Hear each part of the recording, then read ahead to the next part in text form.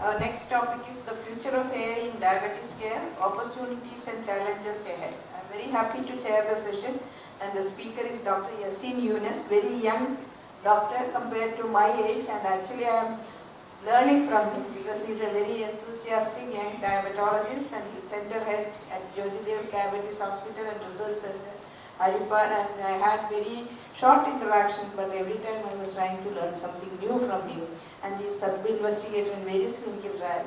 Over to Yasin. Thank you very much, ma'am, for that kind introduction. Hello everybody, I am Dr. Yasin Yunus. I work with Jyotidev's Diabetes Hospital in Haripad. The future of AI in diabetes, the opportunities and the challenges ahead. So today I'm not going to be talking about the extent and the depth of AI and all those complicated things. Like you, I'm also just a doctor in itself. I don't have any special knowledge about programming or anything like that. Everything I learned through searching the web and watching YouTube videos. So, here I go. So, welcome to the age of AI. This is an AI generated image itself. So, that looks nice. If you ask artificial intelligence what is AI, it says that it is human-like intelligence by a machine, and the machine knows how to recognize speech, understand natural languages, solve problems, and make decisions. So, to make it very simple, the most important factor in artificial intelligence is something called as machine learning.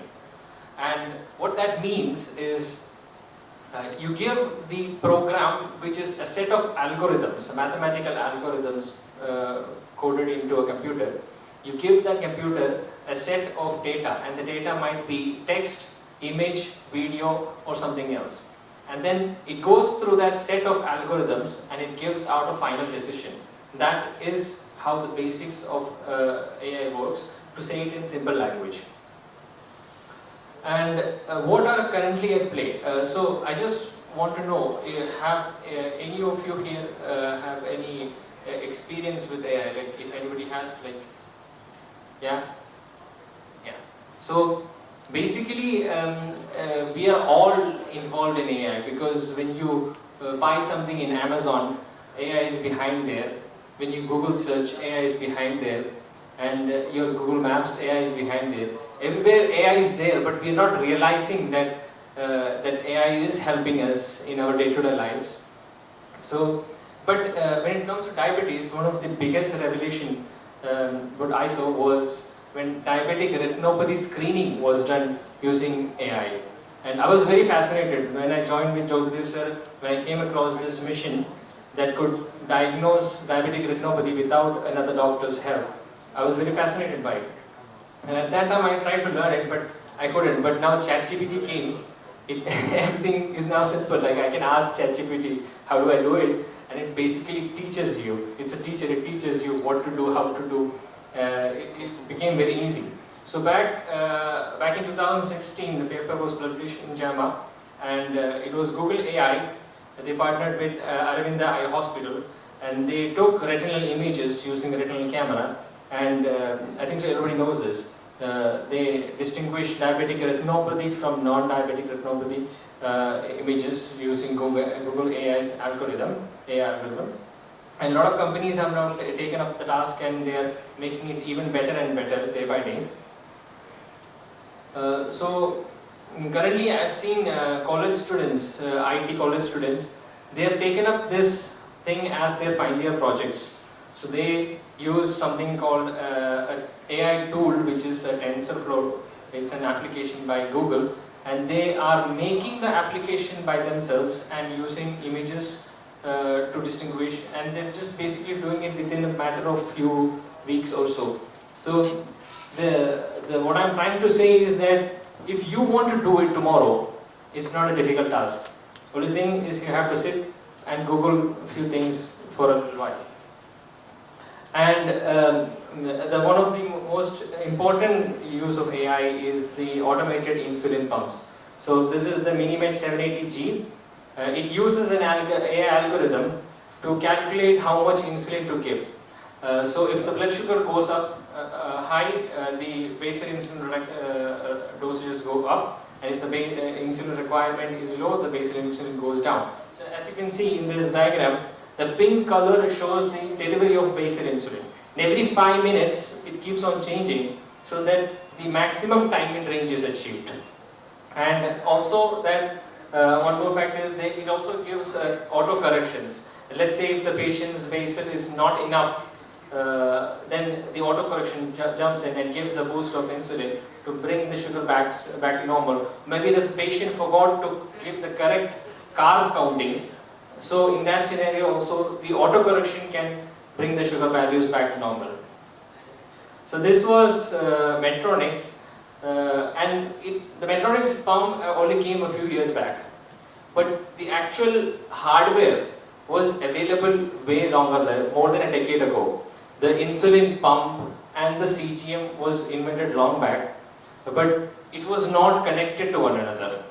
So a lot of patients who had type 1 diabetes and those and the parents of type 1 diabetic patients, they got frustrated with this and they said, like, we need to do something about it by ourselves.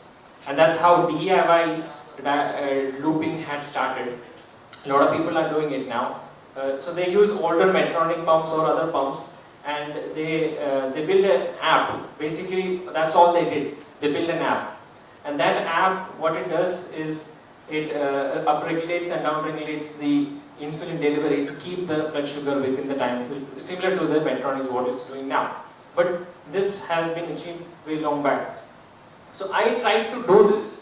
I tried to build the app, but this was a while back, and the first time I tried it, there was no ChatGPT. So I had to go out to a friend of mine who was an engineer, and I had a few error codes here. So the error codes came, and I asked him, and he fixed it like this, like within 5 seconds he fixed it. So I don't know anything.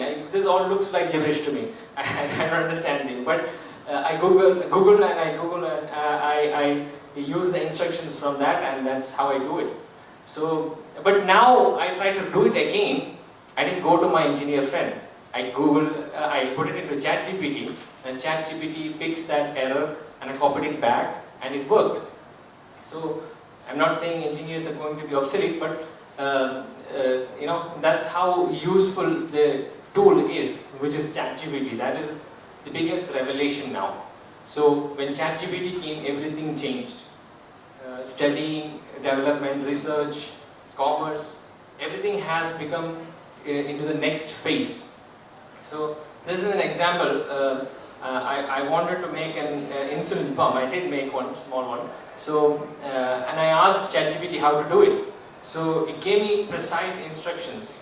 You take this components, you take this components, and you put it all together, and you can make an insulin pump. So this is an insulin pump that I made. I have it in my pocket. So it uses some 3D printed parts and some things I bought off Amazon. The IoT boards are there. It's things I bought off Amazon. Not that much thing. And the code part, I didn't know anything. How to do the coding, I didn't know. So I asked ChatGPT for it, and it gave me the codes. I copied the codes, put it here, press that run button, and it worked. So that's how I'm doing it. But I have no engineering background. I don't know anything about code. All this looks like some other language to me. So the next future is about quantum computing. So I'm just going to talk about it for the future. And quantum computing is when the computer is so powerful that one computer can have the processing power of all the computers in this world now. So that's what quantum computing is. And once that comes into play, the AI is going to evolve into a next level. And since something called as biocomputers also, and the advantage is biocomputers use very little electricity than what normal computers do. And biocomputers are neuron cells, our own neuron cells cultured in a petri dish, and it's able to do computing via connecting to a silicon chip. And so this is something that is also interesting. Trials are being done on this, where a 10-second audio recording, 10-second audio recording of yourself is being used to diagnose or to screen for diabetes. So all you have to do is you have to do a 10-second recording in this app and send it out there, and it says whether you have diabetes or not.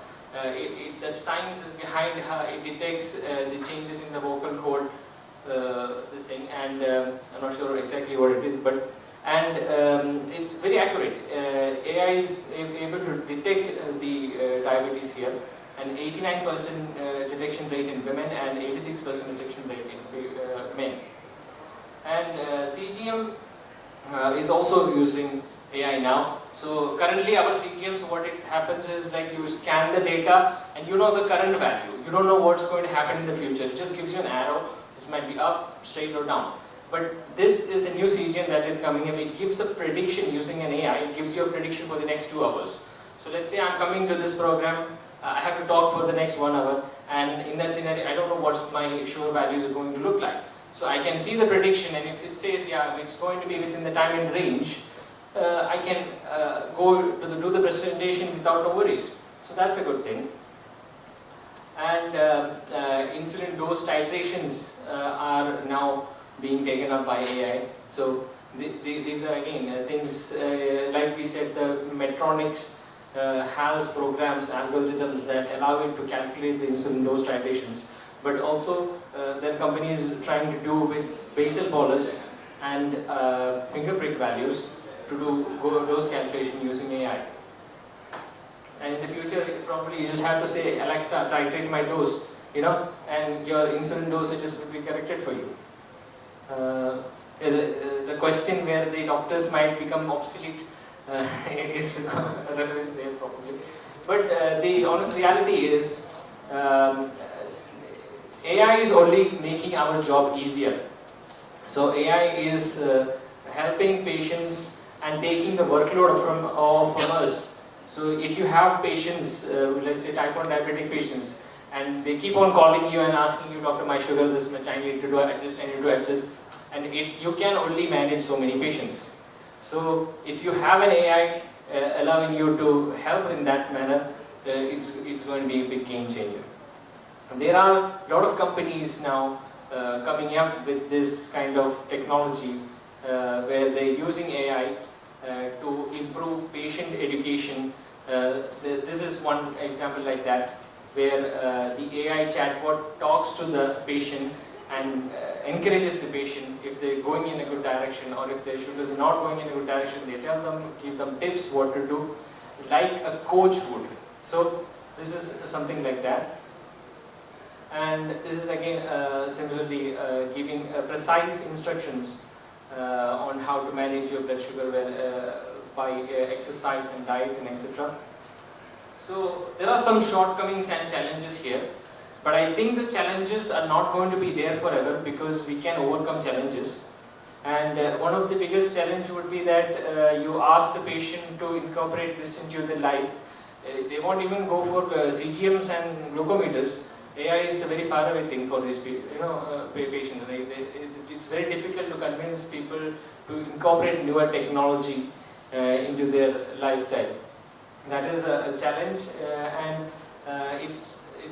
Western world is going very fast ahead with this, but in India I think so it's a bit slower, but still there are a lot of people coming up with AI and diabetes management. So some of the other things are the insufficient data. We need good quality data to train the AI. So once we get enough data, the more the data, the better the AI is going to be. Data privacy and security is something of a concern. And a biased data can happen if the study is only done in a certain locality for a certain amount of people, a certain type of people, then everybody is not included in it. So that kind of a bias can happen. And there are regulatory hurdles. Like if a program like this has to be something that your patients can use, it has to go through a set of lot of hurdles of regulations and pass through that to be effective. And currently in India, I don't think so there is any regulations on AI. So it's yet to come. But US and all, they have AI regulatory authorities. And the difficulty in the learning curve. See, for me, yeah, I needed to learn some things to do some things. So when the pump was the issue, I had to learn the programs which called Adreno and Android Studio. I needed to know what the hardware were. I needed to know how to do 3D printing. So it has a learning curve. I'm not saying you can just do it like this tomorrow, but it has a learning curve, but you can do it. It's a doable thing. And again, with the retinal camera, it is also possible now. Like I said, like college students are doing it as they find their projects. And there are 3D printable retina cameras now that are available. 3D printing is another big thing that has revolutionized how we live in this era, because everything from houses to rockets are now being 3D printed. So another big issue is the fear of medical legal issues. So if something goes wrong, who is reliable? Are you reliable? Who is the one who gave the patient the AI, or is the AI reliable for what happened? And if something goes wrong with the, let's say, this insulin pump. So this is a DIY insulin pump. You cannot give it to anybody, or you cannot sell it or anything. It's something that the person should do it for themselves by themselves. So so there is some kind of legal and medical legal issues in it. So that should be one thing, and that is something again we will have to overcome somehow someday. So with that, I will give a quote. We discussed AI extensively and absorbed its revolutionary possibilities, but without reciprocating in meaningful action, we risk being left behind in a world driven by innovation. So, thank you very much. That was it. Thank you, Yasin. It was a very good review of what is happening, and Yasin has actually taking us to the future. And I think we should give a big round of applause because of his efforts. I was very startled by the pump he was having in his pocket. In one of the meetings, he showed me, yeah, this is the pump I made. So I was really surprised. So congratulations, you are putting your effort. But during COVID times, I remember, in the beginning of COVID, there were a lot of death happening. Even healthcare workers were so much afraid to go to the real inside to see the patients. And even we were not having the full PPE and otherwise. At that time, I remember, we were actually needed AI for monitoring patients. Because we wanted to give so much of data to say how this patient is, which patient is becoming dyslect, which patient needs now resuscitation, like that. And the second thing is ultrasound interpretation.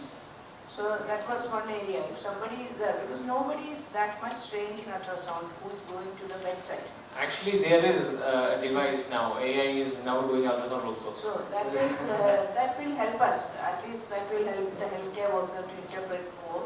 And I remember one trial came, cough trial. You might have heard. Patient is asked to cough, and by the type of cough and the whatever it is, they were trying to identify COVID.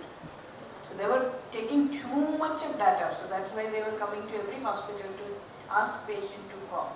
Okay, with plus or minus COVID there or not, that's the only thing that they were looking.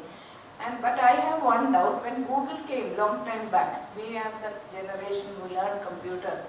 So when computer came, computers has to be shut down. That was something a new learning, how to shut down the computer. You are just switching off. So now when Google, we were asked to type something in Google, they give too much of data. So our task is to find out which is the right data.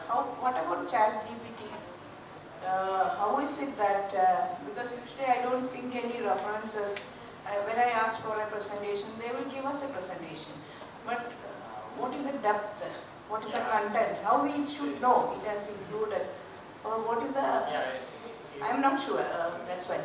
In scenarios like that, I don't think so you can 100% rely on ChatGPT to give you the exact information, because it has a wide array of information and it gives you what is more convenient to it. And but then there are certain things, like for example, there is an endocrinology based ChatGPT. So it only refers from the endocrinology textbooks. So if there are specific ChatGPTs for specific topics like that. So if you use that, you probably could get better information than the general ChatGPT. So that is one thing. Maybe we have to learn more and we have to attend workshops on AI so that we'll try to live. We should all be more involved. We should start learning it and trying to incorporate it into our life. Any questions? Yeah. Thank you for the great talk. So, as a disclaimer, I'm not a doctor. I'm an academic scientist who works on AI and machine learning towards clinical decision support systems and also evidence-based medicine protocols. So, the easiest part of our job is to develop a model and then publish it in good journals, say like Nature. But then the hardest part of our research is to convince a doctor to use the model, because they are never convinced, no matter what the precision is, no matter what the accuracy is. The problem is always convincing a doctor to make them trust that our model is the best. So as a doctor who understands this, say there is a provision for AI, we call it explainable AI, so that even decodes the most very randomized probabilistic model into a very simple deterministic equation. So even with the advent of the most simplest models, it is hard for a scientist like me to convince a doctor like you to use my model. So as a doctor who understands AI, what is your advice for a scientist like me to make you trust in my model? You should come to people like me, you know. I think so that's the only thing. That's a hurdle, that's a hurdle, you know, that's a hurdle. Like, you know, convincing not only the patients but also the doctors. And I think so it will change in coming years, because now we are talking about AI because ChatGPT made a bigger revolution, because even though Google AI was there long back, when ChatGPT came, a lot of people got access to it. A lot of people came to know what it is, and a lot of people understood that it is, you know, very good and useful and can do a lot of things. But otherwise, even though Google AI was long back there, nobody had access to it. Only people like you had access to it. You knew the thing, but general population nobody knew about it. So that was a big problem. So, but now I think so everybody, like, you know, I saw a lot of cancer using AI. So ChatGPT itself, like, you know, doing presentations and all these things, yeah, people are trying, you know, it makes things life easier, you know. I can do my presentation within a few days rather than a few weeks because of the help of AI. It doesn't give you the presentation, but it gives you an outlook of how it should look like. You know? So in that way, in coming days, you would find it easier, I guess. And an additional question, is there any role of, say, a very industrialized or a corporatized AI versus something that you find in a journal publication? Say, I have multiple models in my journals, but then people would, or doctors would still prefer something from a Siemens Healthcare or like an industry-based, healthcare company-based AI. They would trust that more, but then we might have a much better solution to a very simple problem, but then unless it is not corporatized, doctors wouldn't take that. So is that a bias? That's how doctors are, you know. That's how doctors are. Can I say something? About the answer to your question. I think The model, to how we make the model, which attributes you to, that matters. It varies even from hospital to hospital. Actually, our records may not be complete. So it is not very easy for us to accept what you have made. Maybe in your area it may be effective, but in his hospital it may not be effective. So we have to make our own model for our hospital, our patients. So we cannot use your model blindly. Only one comment. We are using all the ChatGPT, humanoid robots, and every AI. What will happen to your brain? That is what I would know. Because we are not using that, it will get atrophied. I think Yasin will have an answer. You want to answer? The thing is, like, you know, it makes, see, you could see 10 patients with so much data. 10 patients come to you with this much data, you could see only 10 patients. But then when ChatGPT came, it's like an assistant. Like it summarizes those much information into small information, and you could see 20 patients now. So you're actually being more productive. You're able to do a lot of work, and that's, I think so. It's just going to make you more efficient. I think so. Yeah. And I think we have just time and we'll have to conclude, but this topic will be remaining live and all of us will be learning more to it, and you can help us in learning. Definitely we'll come to you because we want cheaper options as well. Okay. Thank you. Thank you so much. much. We conclude.